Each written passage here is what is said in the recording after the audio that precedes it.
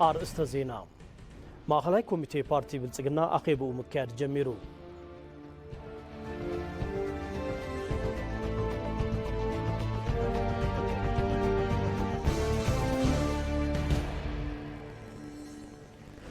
ኮሚሽን ሃገራዊ ዘተ ጸገማት ጸጥታ ፈታኒ ኩነታት እኳ እንተፈጠሩ እቲ ዘተ ኣብዛ ዓመት ንምስላጥ እናሰርሐ ምዃኑ ኣፍሊጡ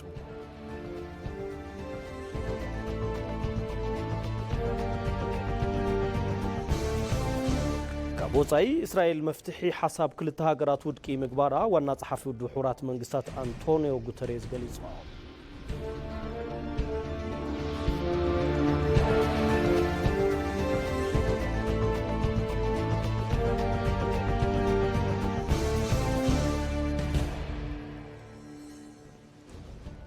ጥዕና በለይ ነዚ ሰዓት ዝተዳለዉ ዜናታት ሒዝናልኩም ቀሪብና ኣለና ዜናታት ጌታቸው አሉ ምሳኹም ክጸንሕ ሰናይ ምክታል ንክኾነልኩም እናተመንኹ ፈለማ ሓጸርቲ ዜናታት ማእኸላይ ኮሚቴ ፓርቲ ብልጽግና አኼብኡ ምክያድ ጀሚሩ ኣብ ቀጻሊ ድማ ስራሕቲ ምርጋጽ ጽሬት ተጠናኺሮም ከም ዝቕጽሉ ተሓቢሩ ኣሎ ፕሬዚደንት ፓርቲ ቀዳማይ ሚኒስትር አብይ አሕመድ አኼባ ማእኸላይ ኮሚቴ ፓርቲ ብልጽግና ጀሚርና ክብሉ ኣብ ማሕበራዊ ሚድያ ገጾም ኣፍሊጦም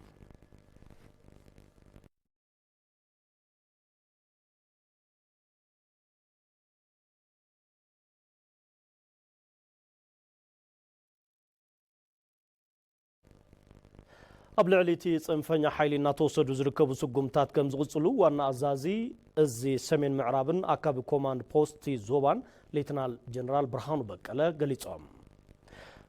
እዋናዊ ኩነታት ጠሚቶም ኣብ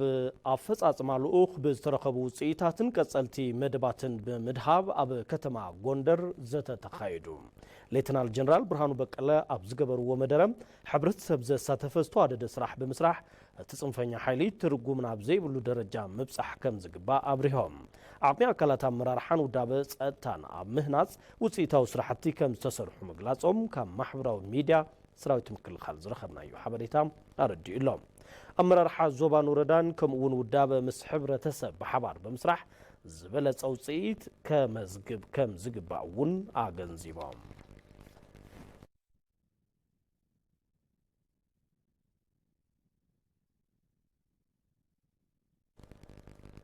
ጸገም ኣርባሕቲ እንሳን ምቕራፍ ሃፍቲ ተፈጥሮ ምልማዕ አንፈት ትኹረት ምዃኑ ክልል ደቡብ ኢትዮጵያ ገሊጹ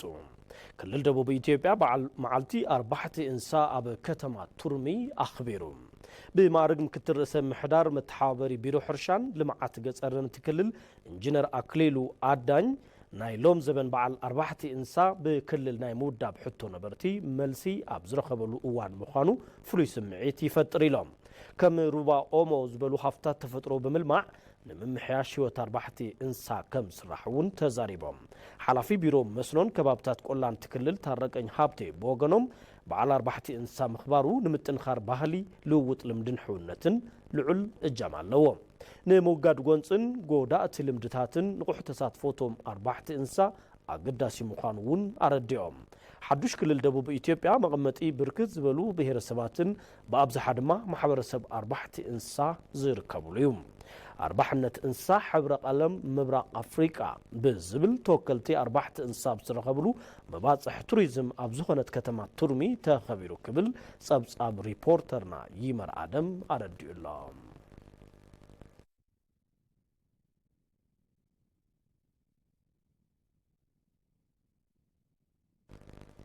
ስራሕቲ ፎቶ ሰኣልቲ መናእሰይ ዘሳትፍ ዓለም ለኻዊ ድምርኢት ስራሕቲ ፕሬስ ውድድር ፎቶ ኣንድሬ ስቴኒን ኣብ ኣዲስ ኣበባ ተኸፊቱ ዓውደ ምርኢት ውድድር ፕሬስ ፎቶ አንድሬ ስቴኒን ራሽያ ሲጎንያ ወይ እውን ራሽያ ቱዴይ ዝተሰመየ ትካል ሚድያ ሩስያ ዘሰናድኦ እንትኸውን ኣብ መላእ ዓለም ዝርከቡ መናእሰይ ፎቶ ሰኣልቲ ዝሳተፍሉ ፕሮጀክት እዩ ዕድሜኦም ካብ 18 ክሳብ 33 ዝኾኑ መናእሰይ ዝሳተፍሉ ውድድር ሎም ዘበን ንመበል 10 ግዜ ምዝገባ ተወዳደርቲ ብዕሊ ጀሚሩ ሓላፊት ዳይሬክቶሬት ዓለም ለኸ ምትሕብባር ሲጎንያ ሩስያ ክሪስቲና ሊያ ከም ዝበልኦም እቲ ውድድር ብዝተፈላለዩ ኣጋጣሚታትን ብዝተፈላለዩ ርእሰ ጉዳያትን ዝተለዓሉ ስራሕቲ ፎቶግራፍ ብመርበብ ሓበሬታ ተቐቢሉ ብምውድዳር ሰብ ክእለት ፎቶ ሰኣልቲ መናእሰይ ዓለምና ዘበረታትዕ እዩ أبو جدرات بتعودتي زي تحري لعل 5 فوتوغرافات أب إثيوبيا نفلم أوان أب أديس أبا نهزبي مرئيت كم زغربون تحبير الله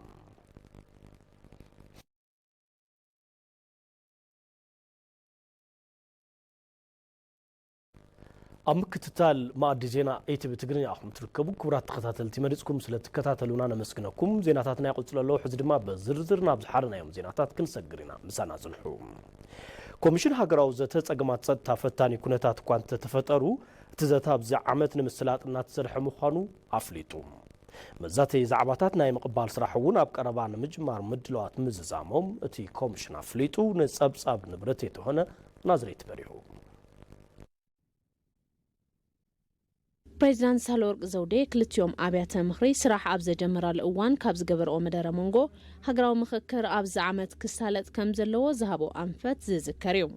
هاجراوي مككر كوميشن هاجراوي كوميشن زتا قدم مدلوات وزازيمو أبز عمتنا معرف مخكر كسهاجريو أز مخكر فلياتنا مزباب أيو حباراونتنا قول هنا أبكي دهنزات هاجرا منجستي استرأيو مسارتاوي سبراتات حاكمنا استرقاق حاجر منجستن مهناز صبوق مدلدال زفتر عدليو صقمات صطتا كيد اتمخكر እናፈተنو يوم نمخانو اتن بريزيدنت بزقمطو انفت مسارات ابز عمت اتمخكر مسلات يكال ديهون نزبل حتو كوميشنر دكتور يوناس ادايه ابستتحزلو غزي كنكايدنا يبلوم በጣም ግልጽ መሆን ያለበት بتعم قلص كخون زلو حدا علم لغة تمكرو انتنوسد عبا بينين قنصي عبزي بلون بوتاتات تجميرو بدحرقو قنصي زلو بوتاك أس بقاسيوم بزحموهم بتماسالي عبا غواتما استقابرون كمزي ينيروم عبا دبو أفريكا ون كوم يوم عبا إثيوبيا كبرتي بريزيدنت كمزي بلعوم عبا تقباركو عليو إلنا إنا نعمن زتن مجمار زخيل كونتاتون علو يوم كاب كللات تግራይን ኣምሓራን ወጻኢ ስልጠናት ሓባበርትን ምፍላይ ተሳተፍትን እናተዛዘመ ምዃኑውን እቶም ኮሚሽነር ሓቢሮም ከትግራይና ከአማራ ክልል ውጪ كاب كللات تግራይን ኣምሓራን ወጻኢ ኣብ ዘለው ኣብ ኩሎም ክልላት ኢትዮጵያ ብዝበሃል ብርኪ ናይ ተሓባበርቲ ስልጠናት ተኻይዱ እዮም ምፍላይ ተሳተፍቲ 80 ሚእታዊ ዝኸውን ተዛዚሙ እዮም በዚ ኩነታት ተስፋ ከይቆረጽና እናሰርሕና ኢና ንርከብ ጎንፂ ኣብ ዘለዎም ከባቢታት እውን ምኽንያት እቲ ጎንፂ ንምፍላይ ሽማግለታት ዓዲ ኣቦታት ሃይማኖት ሲቪክ ማሕበረሰብ ዝርከብዎም ናብ ሰላም ዘለዎም ከባቢታት ክመጹ ብምግባር ምዝርራባት ጌርና ኢና مزاتي زعباتات ناي مقبال سراح بقربان مجمار زخل مدلاو مززامو دما دكتور يوناس تزاريبوم ሳምንታት ምናልባት ሰሙናት ክኾኑ ይኽእሉ እዮም ኢለ እየ ዝሓስብ ሓፈሻዊ ኩነታት ምሳዘምና ኩላትኩም ፀዊዕና ዕላዊ ክንገብር ኢና እቲ ምኽክር ንምስላጥ ምድላዋት እኳ እንተሃለወ ኣይከኣለን ዝብል ርእይቶ ዘረባ ጽላኣትን በብቦትኡ ዘጋጥሙ ጎንፅታትን ፈተና ኮይኖም መቐጻሎም እውን እቶም ኮሚሽነር ሓቢሮም ዛሬ አኩርፉ በውጊያም ላይ የሚገኙ ወንድሞቻችን ይህን ሎሚ ኮርዮም ኣብ ኩናት ዘለው ኣሕዋትና ነዚ ዝርእዩ ዝሰምዑ ጠጠው ኢሎም ብምሕሳብ ኢትዮጵያ ካብ ድኽነት ከውፅኣ ዝኽእል ኩናት ዘይኮነስ ሰላምን ዘተን እዩ ዘተ ድማ ናይ ስልጣነ ምልክት ስለ ዝኾነ ናብዚ ንክመፁ ብልዑል ፍቕርን ክብርን ክሓቶም ይደሊ እቲ ምኽክር ብዝምልከት ኣብ ዝተገበሩ ህዝባዊ ዘተታት ሕብረተሰብ ዝተማረረሎም ጸገማት ጸጥታ በቲ ምኽክር ክፍትሓሉ ደጋጊሙ ሕቶ እናቕረበ ምዃኑ እውን እቶም ኮሚሽነር ገሊፆም እዮም ኤግዚቢሽን ኣርባሕቲ እንስሳ ምብራቕ ኣፍሪቃ ዞባዊ ምትእስሳር ብዝፈጥር መልክዑ ከም ዝካየድ ሚኒስቴር መስኖን ከባብታት ቆላን ኣፍሊጡ ኣብቲ በዓል ተወከልቲ ኣርባሕቲ እንስሳ ምብራቕ ኣፍሪቃ ከም ዝሳተፉ ተገሊጹ ንጸብጻባ ዝመራው ሙሴ ዳሃብ ያሴን ኣብ ዝቕጽል ዓርቢ ኣብ ኣዲስ ኣበባ ዝኽፈት ኤግዚቢሽን ኣርባሕቲ እንስሳት ምብራቕ ኣፍሪካ ኣርባሕቲ እንስሳነት ህብረ ቀለም ምብራቕ ኣፍሪካ ብዝብል መሪሕ ሓሳብ ዝካየድ እዩ እቲ ምድላው ምትእስሳር ኣርባሕቲ እንስሳት ዞባ ዝሓሸ ልምድታት ዝለዋወጥሉ ምዃኑ ተገሊጾም ስለዚህ ኤክስፖ ለምሳሌ ቦረና ከኬንያ ጋር ያለውን ትስስር የበለጠ እንዲያጠናክር زي إكسبو نابنت بورونا مس كينيا زهلو متأثر زبلت زتناخر 4 انسسا كلل سومالي مس سومالي لاند 4 انسسا زلو متأثر بزبلت نختناخر زقبر عفار مس جيبوتي 4 انسسا إرترا بحبار تسقمات مفتاح زخللو كونتات نخمعبل بحفشا كتباو زواو متأثر بزبلت نخقلبت إلون أب عالم لخا قوليو زراي اللو عدل نخفتر زحقزنايو أب 4 انسسا زلو تسقاون بزبلت نمفلات زحقزيو أب كبابي 4 انسات زكايد زي حقاو نقد انسات نمكل خالن ناي حبار تربحنت نمعسال اتي اكزيبيشن متو عدل كم زفترون تحبيرم አሁን ያለውን የገበያ ስርዓቱን የበለጠ ጤናማ አድርጎ ወደ ፎርማል የገበያ ሕዚ ዘሎ ስርዓት ዕዳጋ ብዝበለጸ ስሩዕ ብምግባር ብፍላይ ኣብ ከባቢ ኢትዮጵያ ዘለዎ እንስሳት ዶብ ሓሊፎም ስለ ዝኸዱ ስርዓት ብዘለዎ መንገዲ ነገራት ኣመዓራሪና ናይ ሓባር ተረባሕነት ምዕባይ ንኽእለሉ እዩ ናይ ሓባር ሃፍትና ብሓባር ኣልሚዕና ብዝበለጸ ንርብሐሉ ብብርኪ ምብራቕ ኣፍሪካ ክረኣዩ ዝኽእሉ ኣቕምታት ንረኽበሉ ዓለም ለኸ ድጋፍ ዝርከበሉ ዕድል ንኽፍጠር ምትሕባር ኣድላዩ እዩ ካብ 17 ጥሪ ክሳብ 24 ጥሪ ኣብ ኣዳራሽ ሚሊኒየም ኣብ ዝካየድ ኤግዚቢሽን ጸጋታትን ማሕለኻታትን 4 እንስሳት ከምኡውን ህይወት 4 እንስሳት ንምምሕያሽ ዘኽእሉ ዘመላኽቱ መጽናዕታዊ ጽሑፋት ዝቐርብሉ ከም ዝኸውን እውን ተመላኺቱ ውይይቶች ይካየዳሉ። የአርብቶ አደርነት ምን ማለት ነው? የአርብቶ አደር ምን አይነት የኑሮ ዘይቤ ነው? ምን አይነት 4 እንስሳት ታይ ማለት እዩ? መነባብሮኡ ኸ ታይ ይመስል? እንታይ ዓይነት ጸጋታት ከለዎ? ብኸመይ ልምዓት 4 እንስሳት ምዕባይ ይከኣል? ዝብሉ ዘተታት ብፍላይ ዓለም ለኸ ምሁራት ዝሳተፍሉ በብዕለቱ ፓናል ዘተታት ክካየዱ እዮም። ብምዃኑ ሕብረተሰብ ሰዓቱ ኣመቻችው ኣብ ኣዳራሽ ሚሊኒየም ኤክስፖ 4 እንስሳ ናይ ባህሊ ቴክኖሎጂ ቱሪዝም ዝበሉ ቀሪቡ ንኽምልከት ጻውዒተይ ይቐርብ ሚኒስተር መስኖን ክባብታት ቆላን ምስ ኢጋድ ብምዃን ኣብ ዘሰናዶ ኤግዚቢሽን 4 እንስሳት ኣባል ሃገራት ኢጋድ ከም ዝሳተፉውን ተሓቢሩ ብዛዕባ ነበር ኣባላት ባሕሪ ሓይሊ እንትጽሓፍ ኮነ እንትዝከር ዓይኑ ንብዓት ዘይመልእ ነበር ኣባል ሓይሊ ባሕሪ ኣይርከብን ታሪኽን ወለዱን ብዛዕባ ነበር ኣባላት በሪ ባሕሪ ክፍለጥ ይግባእ ዝብል ነበር ኣባል በሪ ባሕሪ ሊዲንግ ሲማን ኣለማዮ ጥቂቶቹ ዝብል መጽሓፍ ኣሐቲሙ ንንባብ ከም ዘብቅዕ ተሓቢሩ ኣሎ ንጸብጻብ ኣሸናፊ እንዳለ ሙሉ ብርሃን ግርማይ ገና ብቁልዕነቱ ኣባል ሓይሊ በሪ ምዃን ሕልሙ ከም ዝነበረ ዝገልጽ ኣለማዮ ማሞ ሕልሙን ድሌቱን ሰሚሩ ኣብ 1975 ዓመተ ምህረት ኣባል ሓይሊ ባሕሪ ምዃን ክኢሉ እዩ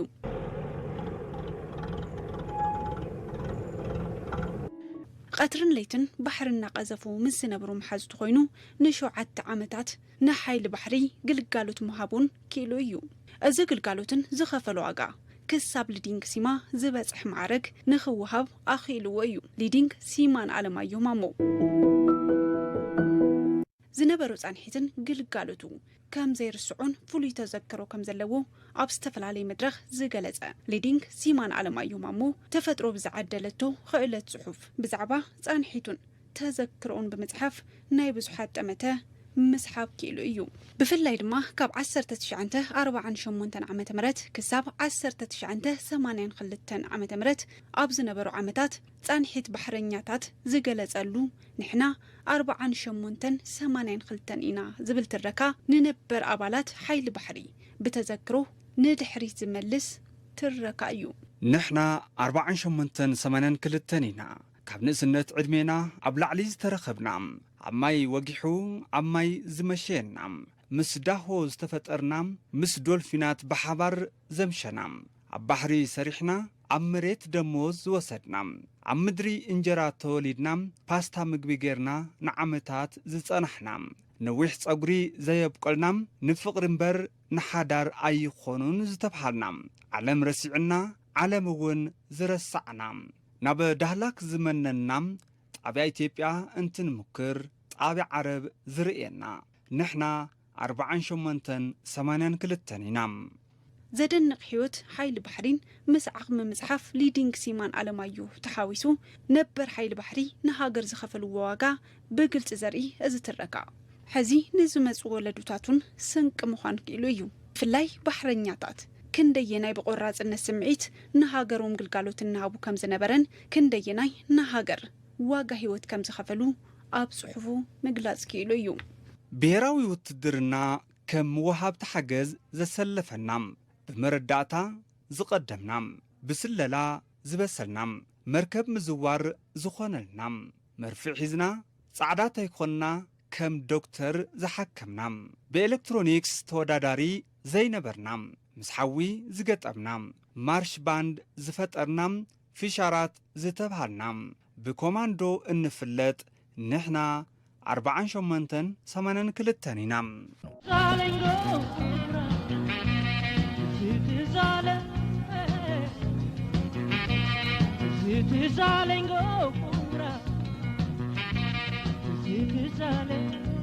ካብ ባሕረኝነቱ ብተወሳኺ ብድርሰት ልዕሊ 25 መጽሓፍቲ ንንባብ ዘብቕዐ ሊዲንግ ሲማን ኣለማየሁ ማሞ ጥቂቶቹ ዝብል መጽሓፉን ምጽሓፍ ክኢሉ እዩ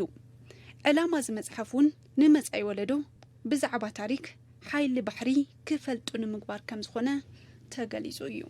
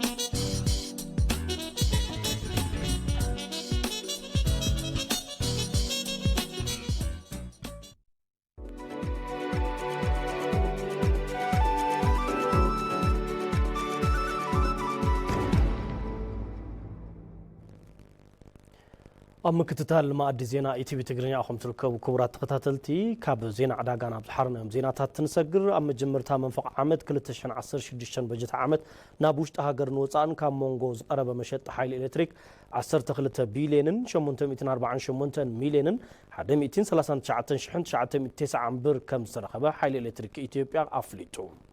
ካብ መሸጢ ሓይሊ 13 ቢልዮንን 473 ሚልዮንን 246943 ብር ንምርካቡ ተሓሲቡ ካብ መሸጣ ውሽጢ ሃገር 10 ቢልዮንን 234 ሚልዮንን 869088 ከምኡውን ናብ ወፃኢ ሃገራት ካብ ዝተሸጠ ሓይሊ 2 ቢልዮንን 613 ሚልዮንን 270902 ብር ከም ዝተረኸበ ተሓቢሩ ካብ ኢትዮጵያ ፍርያት ሓይሊ ዝገዛእ ሃገራት ድማ ጅቡቲ ሱዳንን ኬንያን ከም ዝኾና ተገሊጹ ኣፈጻጽማት መንፈቅ ዓመት 95.36 ሚእታዊ ከም ዝኾነ ዳይሬክተር ኮሙኒኬሽን ሓይሊ ኤሌክትሪክ ኢትዮጵያ ሞገስ መኮንን ገሊጾም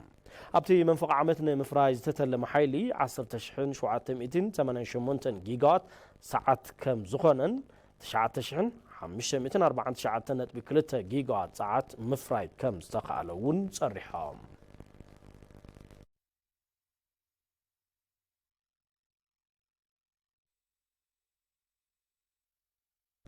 أبسزازم منفق عامت لعلي 630 متريك طن فرياتات تحت درجة بمخانم مخنيات نابوشت هاجر كياتو مقبارو منستير نقدن زوباو متأسارن أفليت اللهم حتو 5,710 عمصاتي بمقبال لعلي 1,868 متريك طن أقدر درجة زوز اللهم أتو تقحوت سراحتي كتصر صريت كمز توقنات منستير قليتهم بزيد ما 630 نتبي كلت حادة تون بستفلالي وصيت مقبي وصيتات كونستراكشنن كيميكالن بستقبر فتشا لابراتورين سراحتي انسبكشنن تحت درجة كم زخنو ترقاقيسو ناب عدوشتي كياتو تأقيدوم يوم تباحيل الله